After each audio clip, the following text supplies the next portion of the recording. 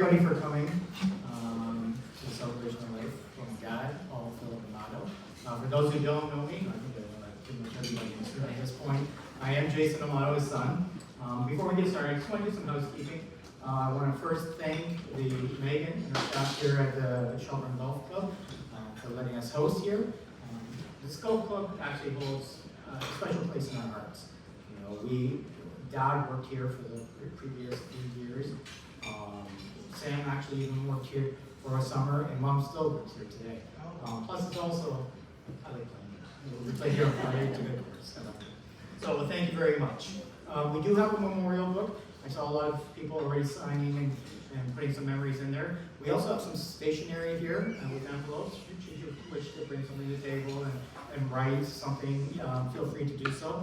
And then we'll collect everything and give that to Mom. Well, looking around this room, I mean, look how packed this is. I think that says a lot about Dad right there, Dad was just that kind of person. He had that energetic spirit, right? When he walked into a room, things kind of lit up, and he had this infectious laughter about him that even if you didn't know what he was talking about, he would just start laughing. He's just that way. But Dad was just who he was. There was no hidden agenda. What you saw is what you got. And I think that was a great part of who he was. We all have memories of him, and I'm sure there's tons of stories here.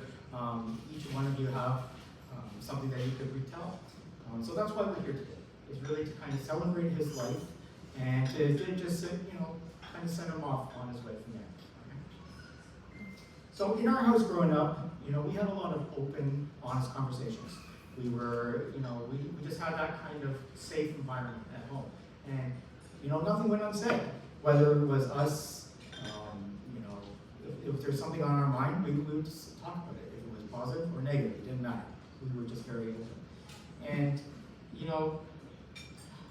Dad had one rule though. Whatever you do it with respect, right? Be respectful to your others, be respectful to your family.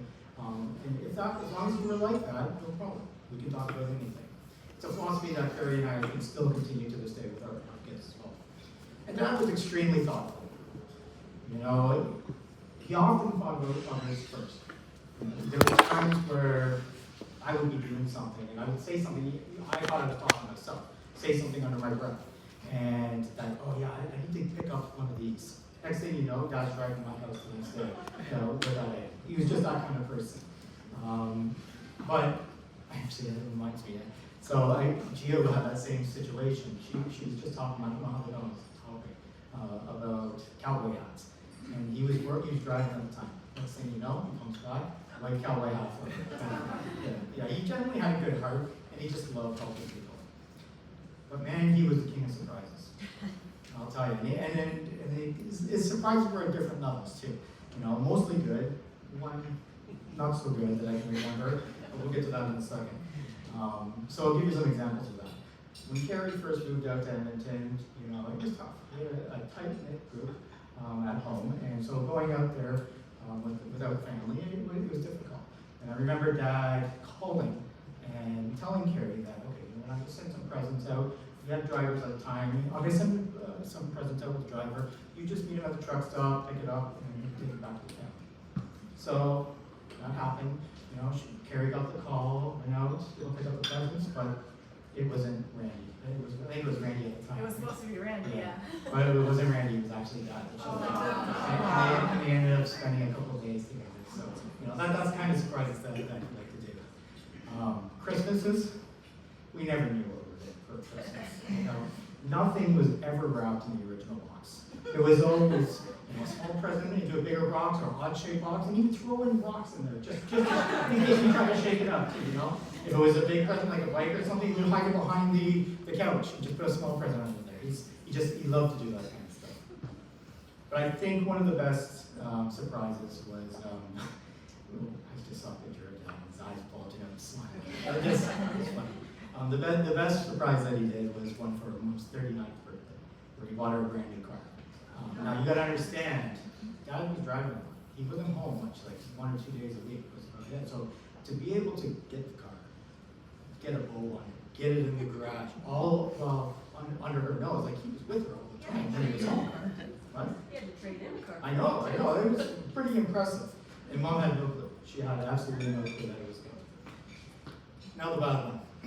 So I was about 7 years old, 7 or 8, I think. And I came home from school and I was in a hissy mood.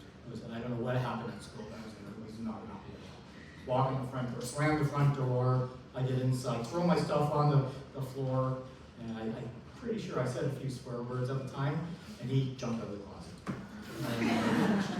Now, Dad wasn't normally home through the day, so I had no idea that he would be there that day. Well, and I think the look on his face and on my face, I said it all. I'm pretty sure I got that. But Dad had a fascination with mints, Scotch mints in particular. You know, if you know Maureen's laughing because she remembers too. You walk into the house and there was a jar of mints right there. You know, I remember one time we were at a wedding, and the bride was just about to come down the aisle, and Dad he looks at me with this goofy smile, and he's like mischievous goofy smile, and he's like, Jake. But he opens up his jacket, and I swear to God, it's like overflowing with But that's who he was. That's who he was. So what we've done is on every table here, we put a little bit of Scotch mints around. So feel free to participate in this fascination.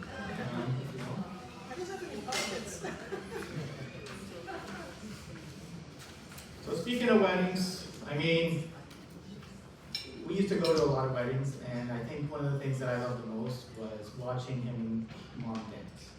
Especially when it came to 50s and 60s music, they were so graceful, he was so good at it. And it was something that he carried on at home as well. So, I mean, Carrie and I grew up in the 70s and 80s, so there was a lot of disco around our house. So when Staying Alive or Bonium, Rasputin, or Stars in 45 came on, we'd be dancing around the coffee table all the time, just having a great time.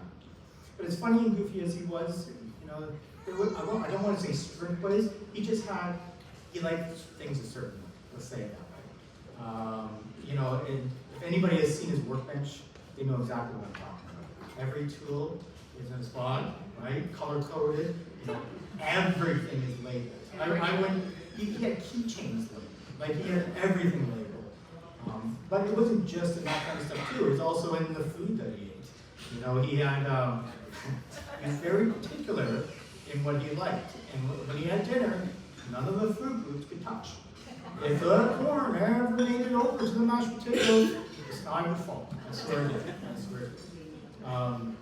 Yeah, so over the last few weeks, I mean, in the hospital too, Mom, Carrie, and I have really taken the time to, you know, think about these memories and think about Dad and who he was and stuff. And something that Mom had said to me, it really stuck, and she's absolutely right with it. She said, you know, Dad was this wonderful, wonderful man, you know, and it's amazing where he came from. And that stuck with me a little bit. So I was like, you know what, you're absolutely right. To truly understand someone, you gotta understand the journey that comes along with it. So that's kind of the framework that I've kind of set this speech up to be today, is to take you through that journey. A lot of people only know the today dad, not the previous dad. So I'm going to do that, and then we'll have some speakers that will help. We have relatives and friends that will come up and kind of share their memories and thoughts during that journey as well. And hopefully that will give you a clear picture of who Dad was. But before we do that, I think I kind of have to go through what his legacy looks like today. So obviously married to Mom for 55 years, had 4 siblings, Sharon, Janet, Dennis, and Diane. 3 children, Tracy, myself, and Carrie. Well, 6 if you include the in-laws, Gia, Scott, and TJ as well. He has 7 grandchildren, Kira, Sam, V, Livy, Olivia, Michael, and Allie. He has 8 great-grandchildren, Amelia, David, Spence, Xochitl, Deanna, Colin, Seth, and Alyssa. So quite a legacy that he's leaving behind. His family tree is definitely, the branches is spread far. Now, obviously, that doesn't include all the nieces and nephews that are here today, too, as well. So where did it all start? Well, Dad was born in Toronto, December 10th, 1944, just as World War II was ending. He grew up with his parents, Phil and Lil, his brother Dennis, 2 sisters, Diane and Janet. His relationship with his parents we'll say, was difficult, okay? He had many challenges, and honestly, it could have shaped him a different way. But for some reason, he just had a good moral compass. He knew what was right, he knew what was wrong, and he unfortunately became defiant a little bit to them because of it. But he would stand up to his parents, for his siblings, and for what he believed was the correct thing.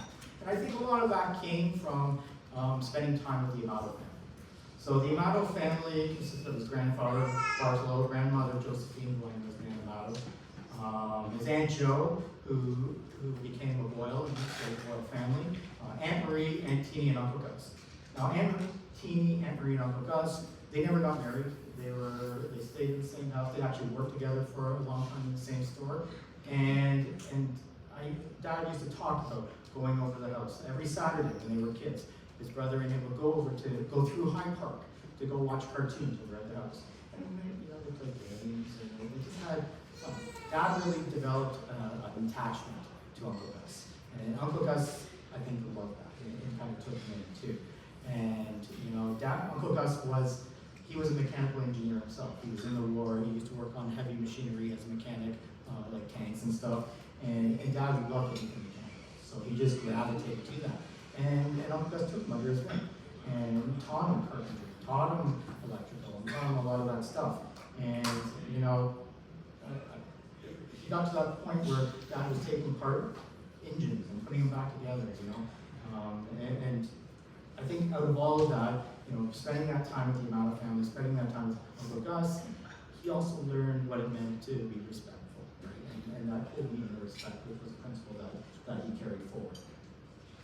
So for many years thereafter, Uncle Gus and Dad, they would swap stories and ideas of how to fix things, how to do things.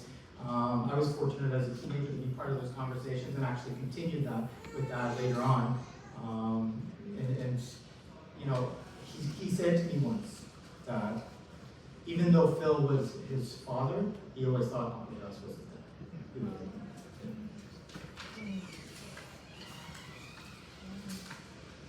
All right. So understanding that he was in a somewhat toxic environment growing up, he decided to leave school early. He finished just after grade 8, so he was 13, 14 years old, and to start working. He wanted to save money to get out, really. And so he did that. And during that time, he had many different jobs. Like there's a picture right up there of him playing the drums. That was one of his jobs. He was part of a band with his brother. He would play guitar. He would play drums. Uncle Dennis would play guitar. And they did that a lot. He eventually got to that point where he got a good job at Ford. And he was working there for a while. He was able to get the car that he wanted. He got a 1965 Ford Galaxy, tan, I think, dark interior. He loved that car. Right? He absolutely loved it. And Dad being Dad, it was immaculate. He kept it in great shape all the time, clean. And any vehicle he's ever owned since then, it was the same way. Yeah. Then the day came where he had enough money, he got an apartment, and he was outside one day. He was cleaning his car, washing it, and up in the balcony above was Mom, talking down below. As Dad washed his car with no shirt on. And I often wonder if he knew at that time. I kind of think he's dead because he proceeded to take his drum set out of the trunk, put it to the side for her to see it, And unfortunately, they didn't meet up that day, but sometime later, because Mom's sister also lived in the same building, so she was there, and they met in the elevator one day. And it was Uncle Dennis, it was my dad, and my mom. And you'd think Dad, being the outgoing person he is, would be the one that would have broken the ice, but it wasn't. It was actually Uncle Dennis that did. Dad stayed quiet. He stayed quiet at the time. But I think Mom only had eyes for one person there, and eventually he asked her out on a date, and they've been steady for a while. And Mom, I think you were working in Toronto at the time. Dad was driving a delivery truck around. You'd try to sneak at lunchtime to meet up and spend time with her. Yeah, and that really started to blossom that way. But I don't think Mom's parents and brothers really agreed with all of that. My dad was a little bit older. Mom was the baby daughter of the group, and very protective of her and stuff. So Mom said, okay, you know what? We know that this is right. We know that we belong together. let's go to Vegas. So they took off. And away to Vegas they went. And well, they didn't know that the brothers were in hot pursuit, right? And well, they didn't quite make it all the way to the altar, but Mom was brought back and they did not take him. Over time, Dad being who he was very good at kind of smoothing things over with the parents. And actually, he told me at one time was he would go over to visit my grandpa, Mom's dad, and Grandpa would offer him a beer, but not even with his own sons. So they got to a good point. And eventually, he asked to propose, and he did so. So on November 2nd, November 2nd, 1968, he got married, right?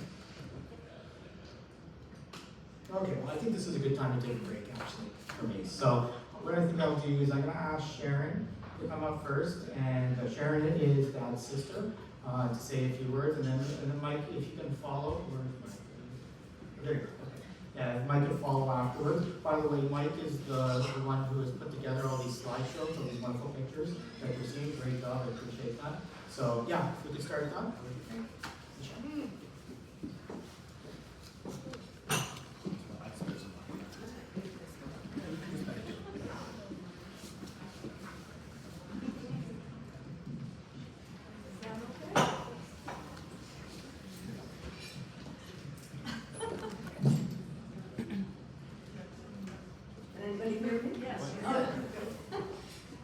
Thanks, Jason. I think I'm going to repeat a few things. No problem. I've sort of thought of a little title for what I'm going to say, and it's A Walk Down Memory Lane. I'm Paul's older sister, Sharon. We were 5 siblings together, and Paul was right in the middle. And when Paul was in the hospital and my husband Peter and I were out of the country, I spent a lot of time thinking of all the memories we had shared together. So I wrote them down and sent them to Carrie, and so that she could read them to her dad, even though we weren't sure if he could hear it or not. However, I prefer to think that he did hear it. So I'd like to share that message with you all now. Just as I wrote it to Paul. Hi, Paul. I've been thinking a lot lately about all the years we had together and all the many memories that we shared. There are so many, but here are just a few of them. Oh, my goodness, the crazy things we got up to when we were little. For instance, dragging our sleds and skis from Galley Avenue to Hyde Park so that we could slide down the hills.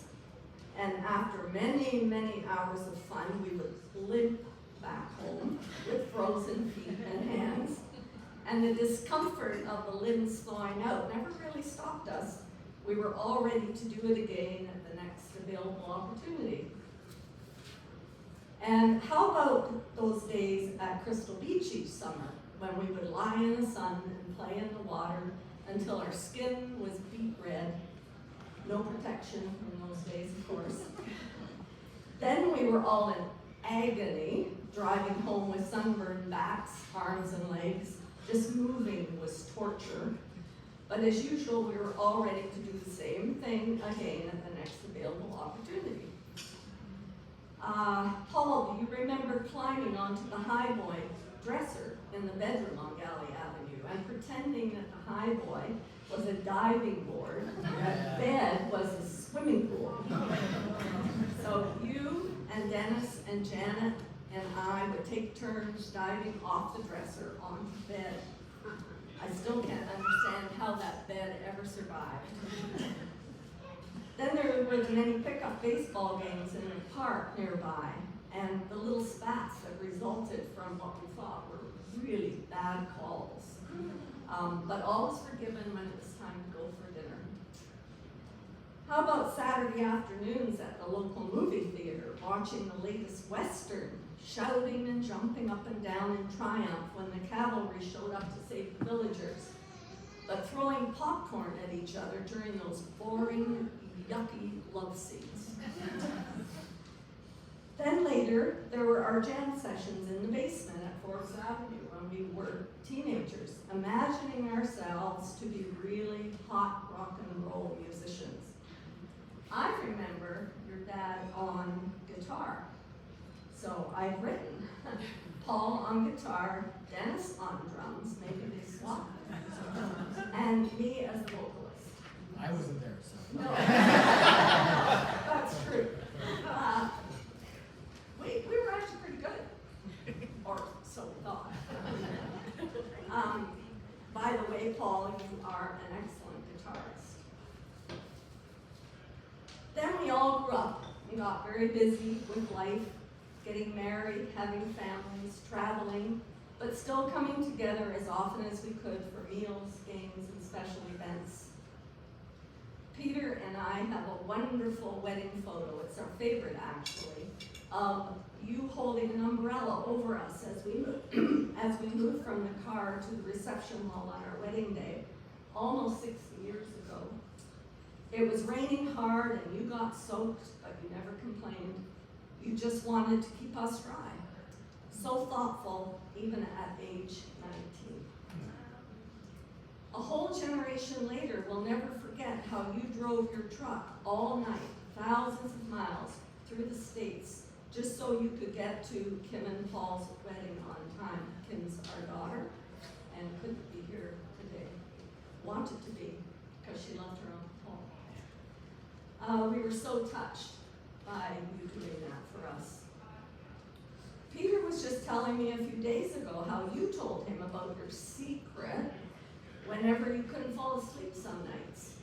Count down from 99 by threes until you get to 0. You said that chances are you would fall asleep before you ever got to 0. I think of you every time I try that, and by the way, it works.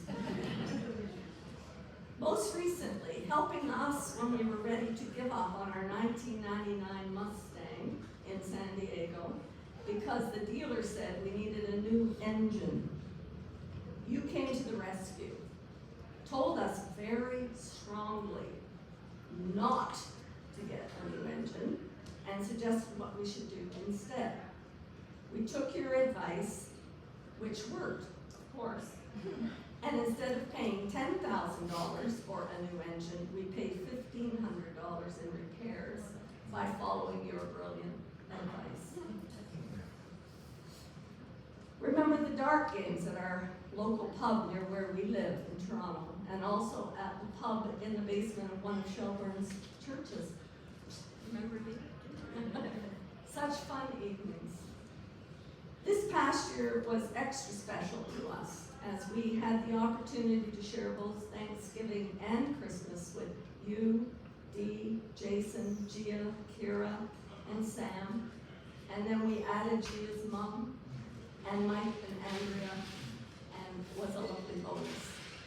What a wonderful special memory that will always be for us. Peter and I both admire you so much, your gentleness, your calmness, your positive attitude.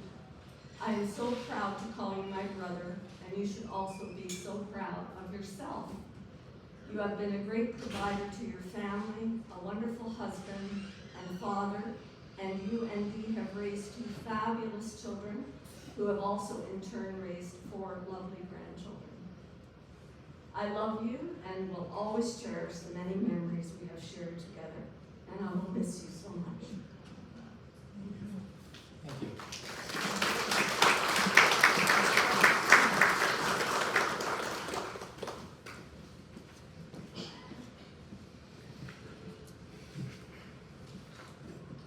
How's that? Good? Perfect. I have to follow those 2. Hello, my name is Mike Boyle. I am Paul's cousin. His father and my mom were siblings, but at opposite ends of the birth order. So my earliest recollection of Paul was visiting his family when they lived not too far from us in Scarborough. And Paul and his brother Dennis played in a band. And we were the little cousins that, like, very young, 4, 5, 6. And they were the big cousins. And they had this stuff in, I guess, in their garage. The garage or basement? Basement? I forgot. And they would sing Johnny Be Good. And they would put our names instead. Michael Be Good, Brian Be Good, Terry Be Good. And we would blush. And they would not stop. They loved it. Anyways, our families got together a few times during the year, but always for Christmas. And always at our grandmother's house. Paul's family would bring their pet chihuahua. I think the name was Chi-Chi. Is that right? How's that from? To the gatherings, and I think the dogs seemed to have a larger room of the house than we did. I didn't realize as much then as I do now how much Paul enjoyed the large Amato gatherings. We all had a good time, and as time rolled on, we continued those gatherings. All the guys ended up in the basement, and all the women stayed upstairs. We all had a good time. I have no idea how that happened. When Paul got into his 20s and started driving a truck for a living, he always seemed to make it back for Christmas. And on a number of occasions, it was touch and go. We all spent time when we arrived learning where Paul had been in the previous few days before Christmas and how he'd have to fight his way back home just in time. And I think he made it every Christmas. I don't remember not having Christmas. That was very close. But he'd be in Idaho 2 days before. How does he make it back so far? So I think around this time, Paul and our Uncle Gus developed a great bond, with Gus playing the role of the surrogate father. Both were handy-dandy fix-it guys, and I think they enjoyed working together on a lot of projects. Our Uncle Gus and his sister Marie took on the roles of grandparents for a number of people and brought great joy to Paul and his family, as well as other families. As time moved on, Paul taught us all about trucking life and its verbiage. So we were all city folk, we didn't really know any of this stuff. I didn't realize there was another definition of the word reefer. So it's a refrigerated truck.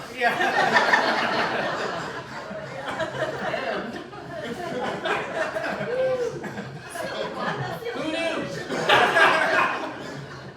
The whole lingo of semis, CD radios, and truck stop culture was all new to us, and Paul took great pleasure in teaching us.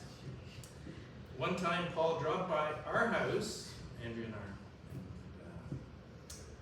and my house in Milton, in his big semi, and he took Alexander, who was all of 10 years old, in the truck and drove around Milton in the truck. Alexander felt he'd won the lottery. So as our own families' lives took over our lives, our visits became less frequent until we got older and we all had more time and more visits.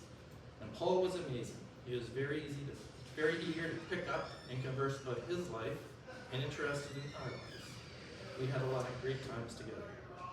My wife, Andrea, and I will always be grateful for the times we spent with Paul and Doreen in the last number of years.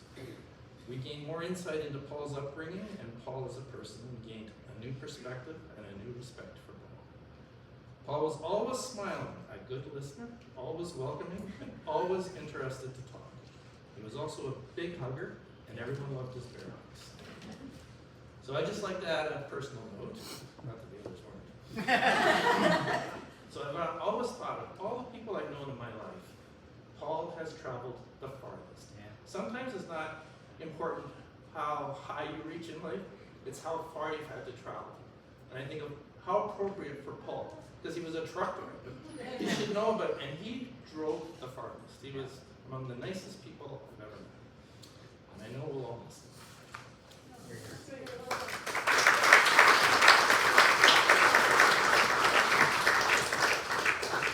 Thank you, that was lovely. That was perfect. Yeah. All right, so where were we? Married life, that's right. So Dad was a truck driver, but he was just doing city work. Mom was working as a receptionist at the time. And Dad was ambitious. He wanted to go further. He wanted to find new ways to improve himself. So where he was working at the time, it was a restaurant, and all the truckers would go to the restaurant, and he would go there too. And there was a lot of long haul truckers that were there too. So he became friends with him and all that. And one day his boss had come to him and said, you know, everybody's busy. Everybody's got a load, and I got this load. I got to get to Montreal. Do you know how to drive? And he could wheel it. And Dad was like, oh yeah. No problem. Just give me the keys and let me know where the trailer is, and then give me the dock, and we'll do it. So So we did, we got all the information and went back to the restaurant, to his trucker friends, and said, you guys gotta teach me how to drive an 18-wheeler. They did, and he did make the trip safely and back, and that was the launch of his long haul career as a trucker. So, for those who don't know, all the truckers, especially the ones that do long haul, have call signs. Similar to what you see in aviation, like Maverick and Goose and all that. Truckers have the same thing. Back then, there were no cell phones, obviously, so their main way of communicating was with the CB system, the two-way radio. And it was only in short spots, like you couldn't go very far with it, but they all had their own call signs, right? And Dad was Lucky 7. And Lucky 7 is something you'll see in the pictures on his trucks and stuff. He had it everywhere. That was his call sign. And I'm fairly sure the Lucky came because of how he became a truck driver in the first place. Right? So now he's got, he's got the wife of his dreams, he's got the truck that he wanted. He was working at that point as a city driver still, but he went into long haul, but he didn't own a truck yet.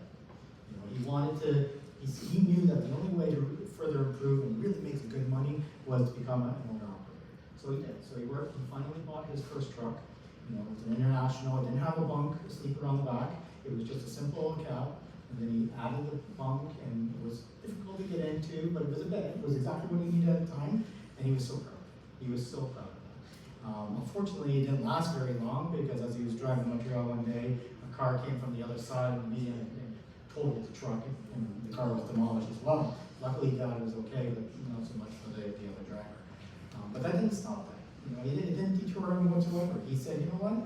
Okay, we'll take the insurance money and we'll step it up a little bit. Back then, Peterbilt's Freightliners, they were like the Cadillacs of the truck world. So he said, I'm gonna get a Freightliner. So he did. So he got his first Freightliner. I think there's a picture around here with it, and it was beautiful. It had everything in it. It had you could walk into the bunk where the bed was, it had a fridge, a TV. It was awesome. It looked amazing. And he had pinstriping and everything with it. So it was he finally got that truck that he always wanted. So things were going good. So he said, you know what, I think it's time we start a family. So on September 23rd, 1973, this guy showed up. And 5 years later, came along Gary. And so things were really good. They bought a house just before I was born in Grammarly. It was another major accomplishment. It was his first new house, it was new construction. And Dad immediately made it at home. But I mean, before he did anything, his first order of business was to make his workbench in the basement. So he did that, and then he went on and did the deck, and made the fence, and finished the basement, and did all of that stuff. So it was a major accomplishment for him. We lived there for probably 10 years, I think, right, Mom? Yeah, good 10 years. But Dad loved his kids, and he loved his wife very, very much. And he would try to spend as much, being on the road, it's difficult, but he would spend as much time as he possibly could. And I remember times he would come home, and you could see he was dead tired. He probably only got a few hours of sleep, absolutely dead tired. But he would stay, he would talk with Mom. I would sit on his lap, we'd talk, and sometimes we even play games. He wanted to make sure that, he was a part of our family, was everything for him. I remember one of the fondest memories for me growing up was in that house in Grammarly, he had this burgundy recliner, and he was all on the cable TV. The cable TV just came out. It was one of those remotes that had a wire attached to it on the button. But he was the first in line to get that stuff. So we got it, and I remember we would watch Star Trek.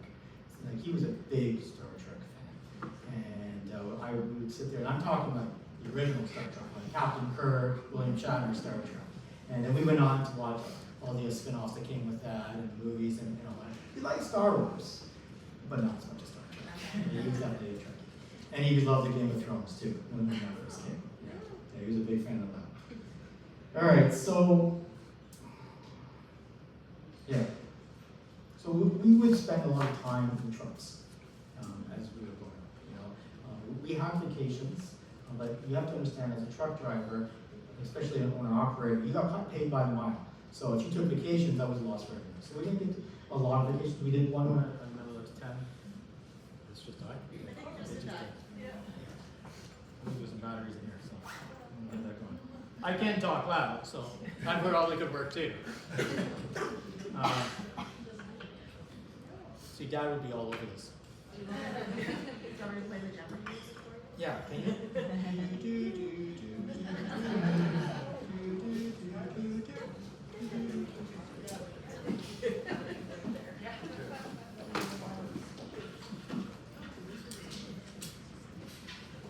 I think he's just trying to tell you to take a breath.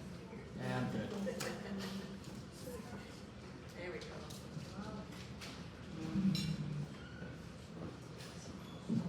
Look at that. Not your business. Look at that. Thanks, Dad. I know that was you. Yeah. That's right.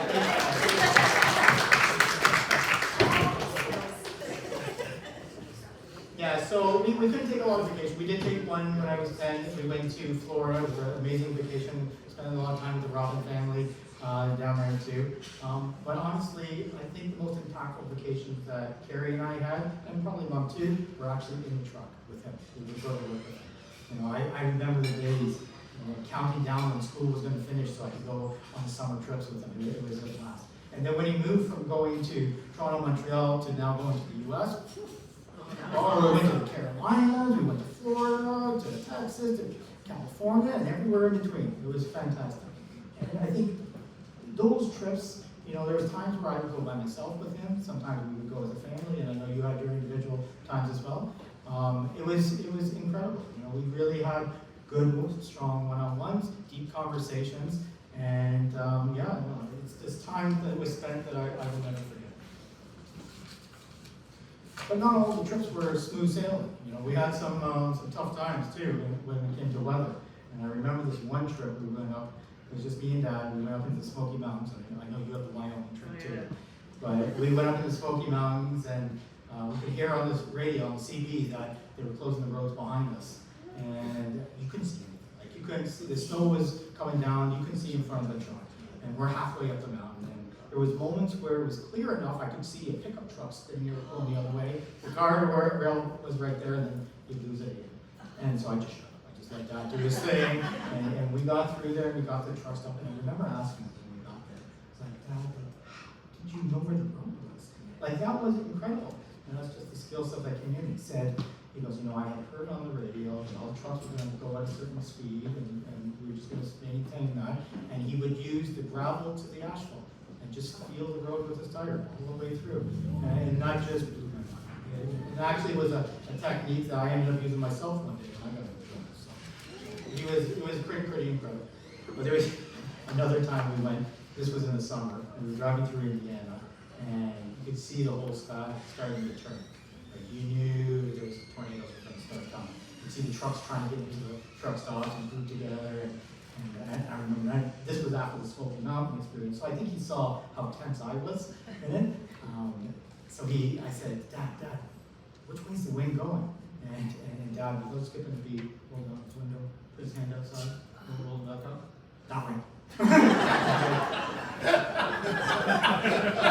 That was Dad. Anyway, nothing came about that. We were all fine. So the next step in his journey was moving to Paul Bay. It was another big step, another new construction house. It was twice the size of the one we were in before. And of course, first thing we did when we got there, built the workbench. So he built the workbench, and same thing. He put a pool in, he did the deck, did the basement, and I was 13 around that time. So it was the first time I got to do construction projects. And so him and I started working together with all these construction stuff. So it was something that I will definitely always remember. But when we lived there, we had neighbors who moved in beside us, the Hudsons, and Mark, Lee's, Kimberly, and Kevin came along later. And they would come over and swim with us, and we'd go over there and we had drinks, and they just became really, really good friends. So some people may recognize him for those who were at my wedding, because he was the MC at my wedding as well. So I think this is a great time to ask Mark to come up and maybe say a few words. Thanks, Mark. Nice segue. Thanks.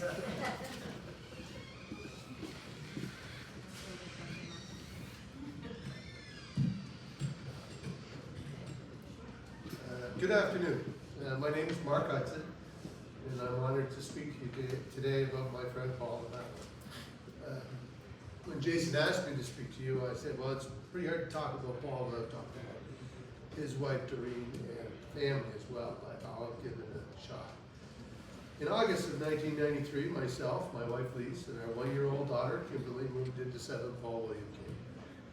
The gods were smiling down at us because we were right next door to the Amatos, Paul, Doreen, Jason, and Carrie.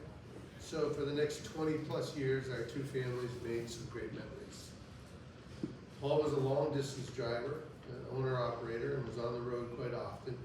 But when he was home, he and Doreen were like surrogate grandparents to both of our kids.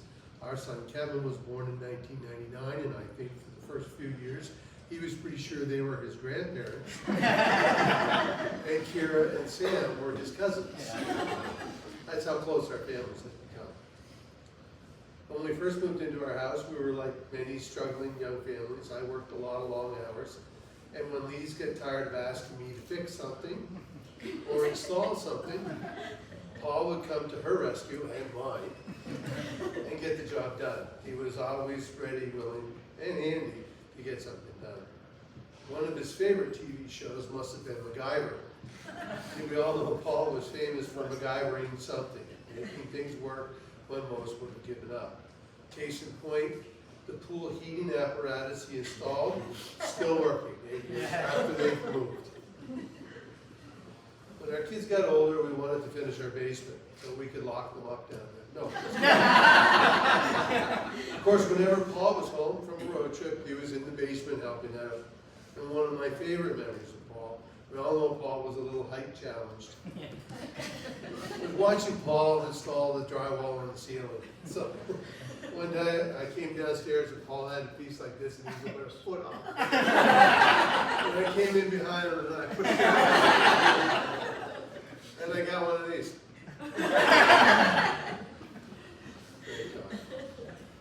Paul was like most of us, outside in the summer, washing cars, mowing lawns, doing our chores. And we would always pass each other from the backyard to the garage, and he would keep asking me when it was Miller time. And we always did make that time. We had great deck parties, as Jason had mentioned. I would come home from work or golfing and find Paul, Lise, Jason, Gia, and other neighbors already on the deck having a cocktail, and the kids at the pool next door at Paul and Doreen's. And man, if that deck could talk, Paul would get his guitar out, we would all pretend we could sing. It was a good thing we could all walk home. When Paul was south of the border on a run, he would always pick up a few bottles of Canadian Club whiskey. That was so that he could leave one at our house, because I never had whiskey in the house. So he would always leave one in the cupboard, and I would always make sure to have Pepsi, not Coke. Because for some reason, they're not the same. Paul and Doreen and our family rented a house in Florida one year. I was in the kitchen cooking supper for everyone. And Doreen would come into the kitchen and say, "Oh, that looks good. What are you making for Paul?" And say, "Paul put the blah in bland." He was happy with spaghetti noodles and tomato sauce, nothing more or less. So we had many memories, and I could go on for quite some time, but I won't. Paul, we will all miss you. But I hope they have roads in heaven, and you are cruising around in your 1964 Ford Galaxy convertible with the top down. Thank you.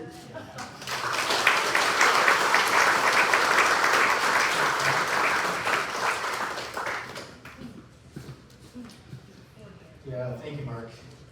Yeah, that whiskey and Pepsi, he referred to that as chocolate milk. So when you were asking, what that drink was, you just have his chocolate milk. So during that time, living at Paul William, he was part of a bigger group, and I think Mark was a part of this as well, that did the Friday nights.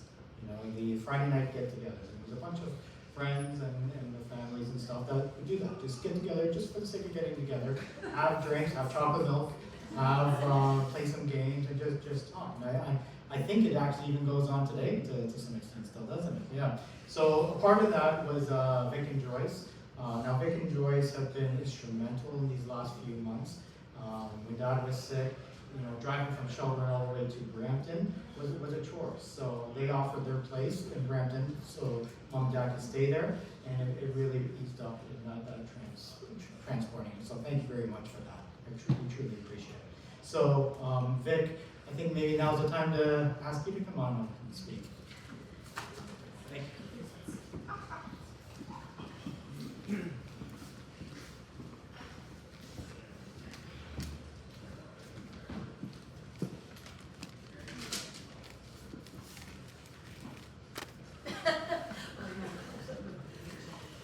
Thanks for that introduction. Thank you.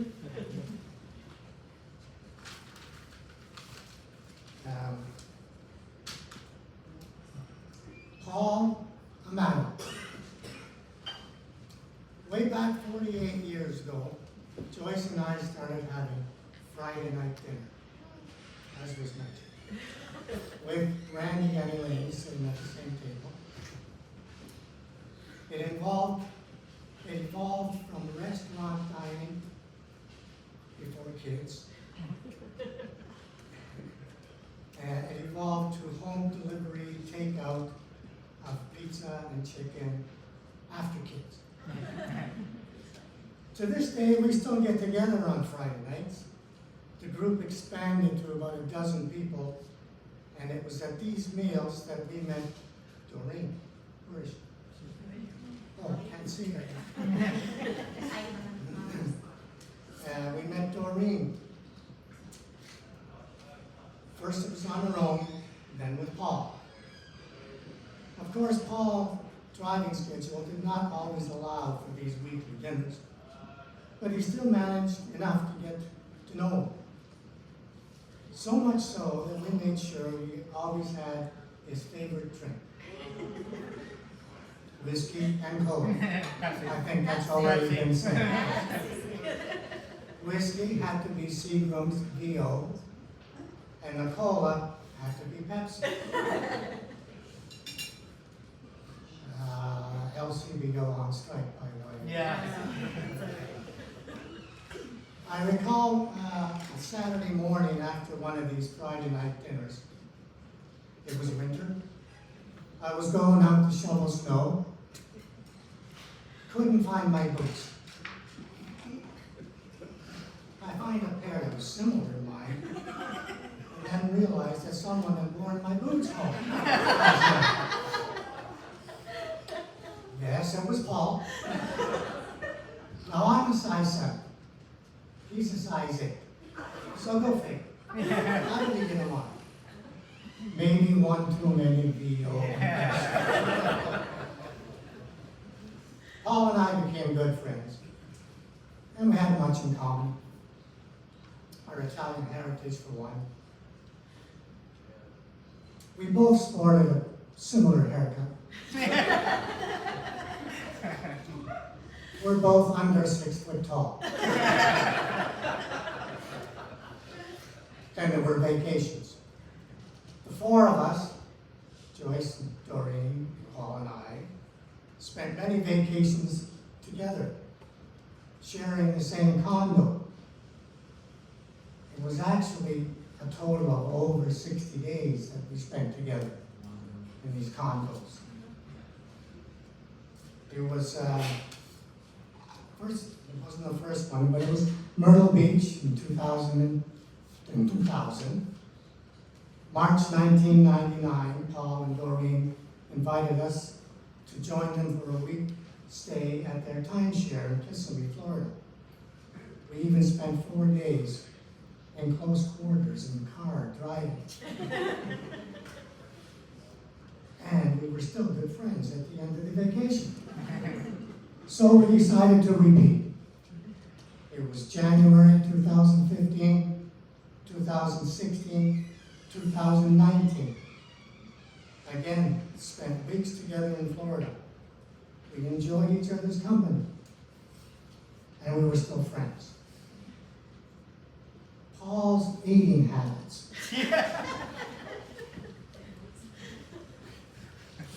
Monotrophic. How many of us know what monotrophic is? Well, it's the eating of one type of food only.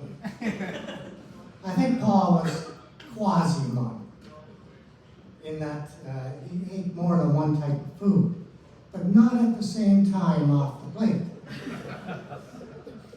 First he ate his potato, then his vegetable, then his meat. Never onions, never mushrooms. After all, he would say, we all know where mushrooms are growing. Speaking of which, that brings me to Paul's colonoscopy.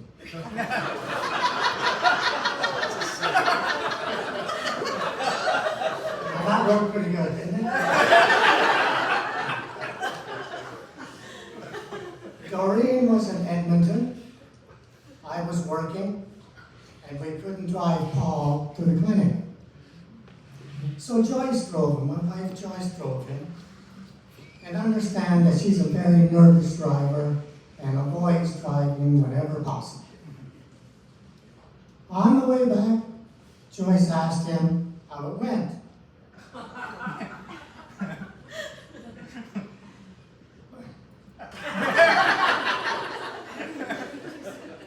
Paul says it was all going fine until they found the paperclip. Joyce managed to keep the car on the road. We never did find out where that paper came from or how it got there. Maybe during one of his lunch and doing his paperwork after his trip from California. The people in the clinic offered him to take his paperclip home. He didn't do it. He didn't take it. He didn't want it. Anyways, we're still good friends. Paul is my friend. We won't miss him. Thank you. Thank you.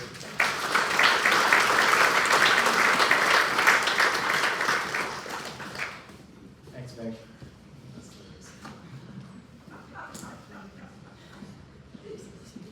So Dad was one of the hardest workers I knew. His work ethic was unbelievable. You've heard stories about him rushing home when he get to weddings or back home from Christmas. That's who he was. He didn't stop working. And even when he was home, he was always trying to keep himself busy, find stuff to do, tinker, down in the workshop. And he worked all the way up until he was 70, and then he retired. And now he had been on the road for 50 years at that point, and he retired. And I was very concerned, because growing up, we knew how Mom liked her kitchen. And nobody else in it. So we feared for Dad's safety. I'm not gonna lie. But like his philosophy has always been, you just figure it out. And they did, thankfully. So with the kids gone, there was no reason really to stay in the bigger house in Renton. So they decided, let's get to a bungalow, let's move to Shelburne. And so that was the next big accomplishment they did. Got there, and of course, first thing Dad does is build his workbench, right? But this time he did two, one for the garage and one for inside. Did the deck. Now, this is another thing. Okay, so you're retiring into a bungalow, you should be slowing down. He went and built the deck by himself, did the fences, built a room in the basement with a bathroom, and then said, oh, that wasn't enough. Let's go home. Then the neighbors built their fences too. And then he eventually got bored. And Mom was working here and said, there's a few things that could be fixed. Let me see if I can get some work here for him. So he did. He came in and he started working. It was perfect for him. It was a project by project basis. A lot of quick things that are around here, things that he worked on to maintain and to fix. But he still wanted more of a hobby. So he got the car that he always wanted, which was the same car that Mom and him had when they got married. In 1964, Ford Galaxy, bluish green. That's kind of why we're wearing the colors of that. And he loved that car. He found it, he got it, he fixed it up, and he kept it clean. I mean, he polished that thing like there's no tomorrow. Not just the inside, the engine too. Like he had that immaculate. He'd take it to car shows, and just cruise around with Mom. Like Mom, quite often, Mom and Dad would get in the car, and I lived 45 minutes away in Rockwood. They would come drive and visit me, and go elsewhere. They just loved it. He loved that car. That was one of his best hobbies. But the off season was tough, right? When winter comes, golf course closes, car goes into storage. So what are you going to do? Well, that's where Mom and Dad decide, you know what, it's time to go cruising. So often to cruises they did. They went to the Caribbean, they went to Panama, they went to Hawaii, And they had some really, really good vacations through the retirement years. But I have to say, the best vacation, I know we heard about the other ones with Craig and Joyce, but the best one that I remember was in 2021, Mom and Dad were going to go to Mexico, and I can't remember who they were going with, but it didn't pan out, so I happened to be in the room at the time and said, well, I can go. And I said, you know what, let me give Carrie a call. So I called Carrie, and he said, oh, yeah. And away we went to Mexico, and it was just the four of us. And I'll tell you, when we got there, it was like Carrie and I were kids again. You know, we were playing cue card, which was his favorite game. Him and I would play Crib a lot by ourselves, and yeah, it was a great vacation, something that I will always treasure. So talk about King of Surprises. There was one more surprise that came up. Tracy. So just before we went to Mexico, Dad had mentioned that I had another sister, which I wasn't aware of. And apparently it was from before you met Mom, you had a girlfriend, and they moved to California, and Tracy grew up there. Didn't know about her. We really didn't know what happened. I don't think he knew what happened through that time period. But yeah, so we found out another sister. So they got connected by, it was Tracy's daughter Olivia, who's standing over here, through Ancestry.com, found Aunt Janet, who's right here, and they made the connection and got in touch with Tracy. And I think that was wonderful. I know he really, truly appreciated that. He told me that himself, that we were able to make that connection. So, I think this is a great time maybe to ask Aunt Janet. Did you want to come and say a few words? No? Okay. Let's bring Aunt Janet up.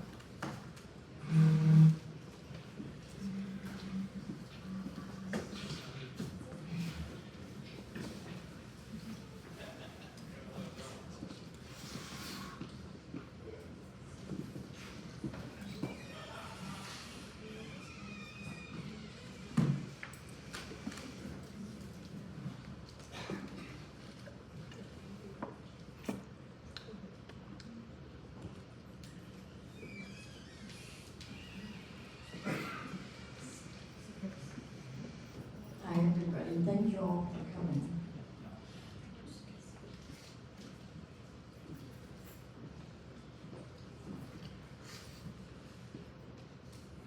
Paul was so very special to me. Paul was my protector growing up. He also thought he had to be my bodyguard when I was in grade 8 and up. He used to drop me off when I was sorry, I'm kind of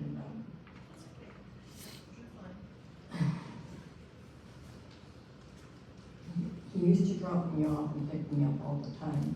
I think it was because I was so short, but he thought short people can run too.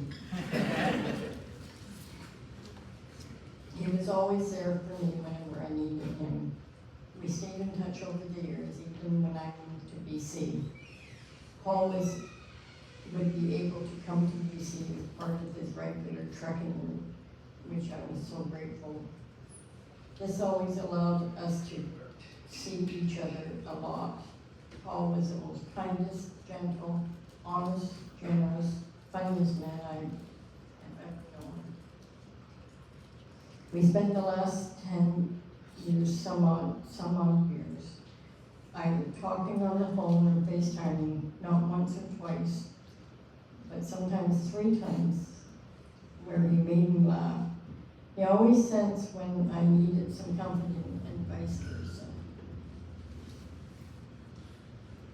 We dated, double dated sometimes, and sometimes my date was 6'4", and his date was a head taller than him. And it looked like that we should have been dating each other's thing. It would take me time when he would have me in stitches laughing all the time on our phone calls and FaceTiming. And it would make us both feel better in no time.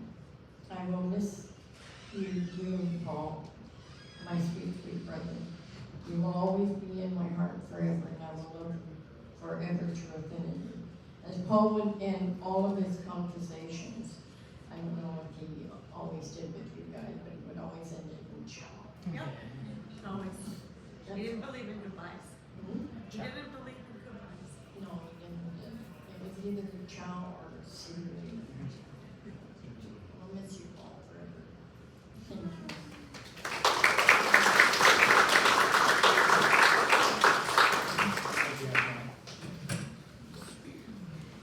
Okay, so before I give my closing remarks, I think I'd just like to ask Dee to come up and say a couple words and then we'll wrap it up.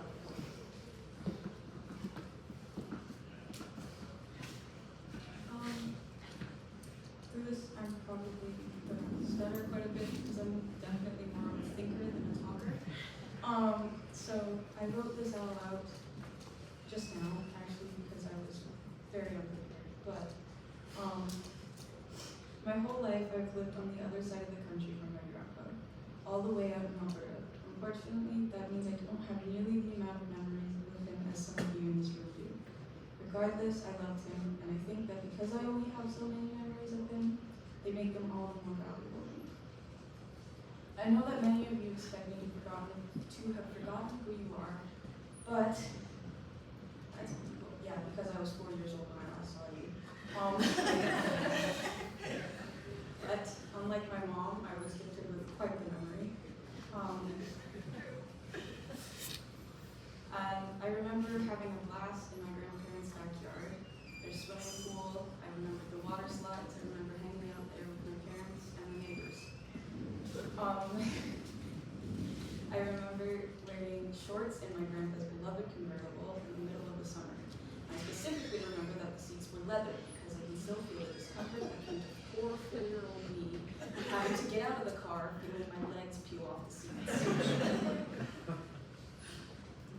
I wasn't here for the last bit of my grandpa's life, but my mom was. My mom carried. And when I got the news from my mom telling me that he wasn't going to make it, I wrote this message to him. Hey Grandpa, I'm sorry I couldn't bring myself to say this with my own voice, but I feel it's better to write to you. You fought hard. I'm sorry that it turned out this way, but I really hope that whatever comes to you next brings you peace and happiness. You lived a good life, and I know you are loved by many. I really hope you know that. I'm sorry I couldn't be around more and create more memories with you, but the ones that I do have are the happiest memories there are. I cherish the memories I have of you and I in the truck with peanut butter bread and truck stop fish and chips. I remember hiding in the bunk beds with Grandma because I wasn't actually allowed to be there. Peeking out of the window to see if the coast was clear. I remember my grandma telling me if you can't see them, they can't see you. I hope you have fun wherever you are now, playing card games, pin, and crib. With that, I also hope that they have a better system for catching cheaters. Ciao, Grandpa, I'm gonna miss you.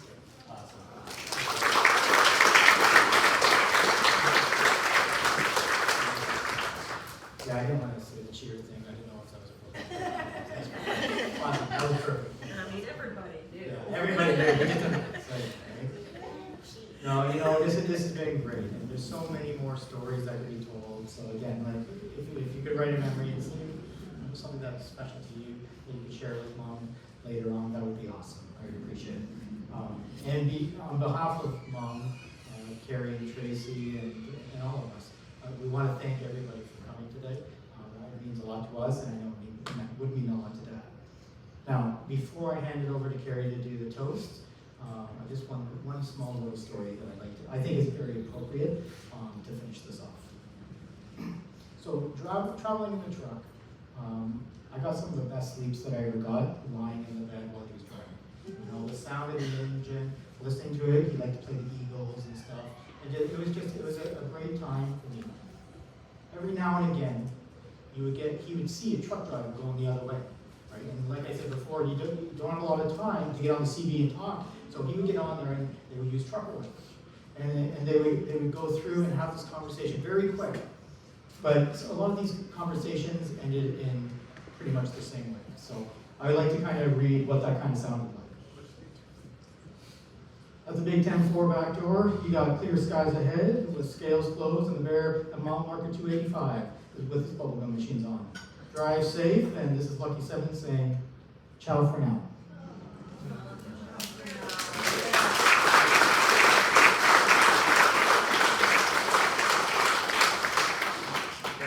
Yeah, no. I made him do all the talking because I knew I could. So. Okay.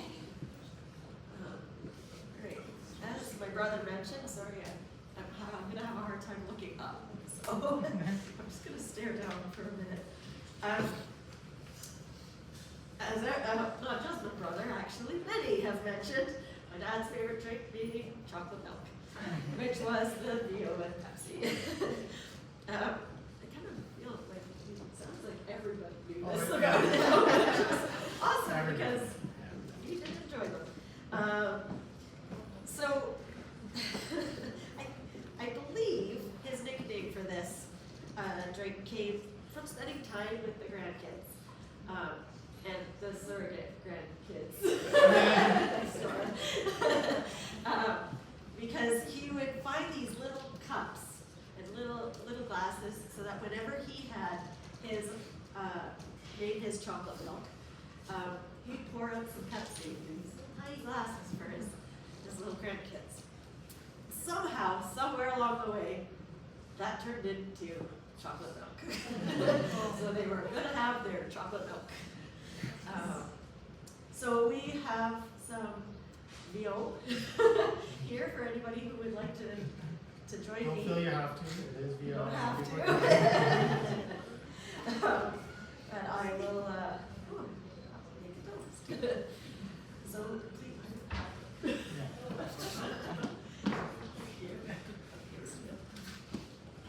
Everyone else in front, over there. Oh, yeah. So, is everybody's good? Okay. Got enough time? Okay, I'll just kind of hold on for a second. I can take a moment.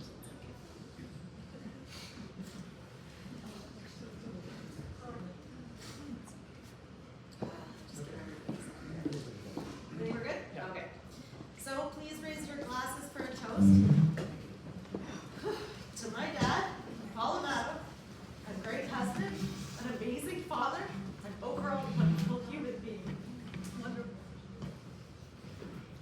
May the highway above be clear. May the highway above be clear and smooth as you complete your journey with Uncle Gus and many other greats that you loved. To Paul. Cheers.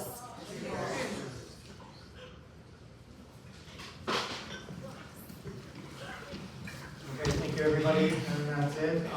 Feel free to talk and share memories with each other. And again,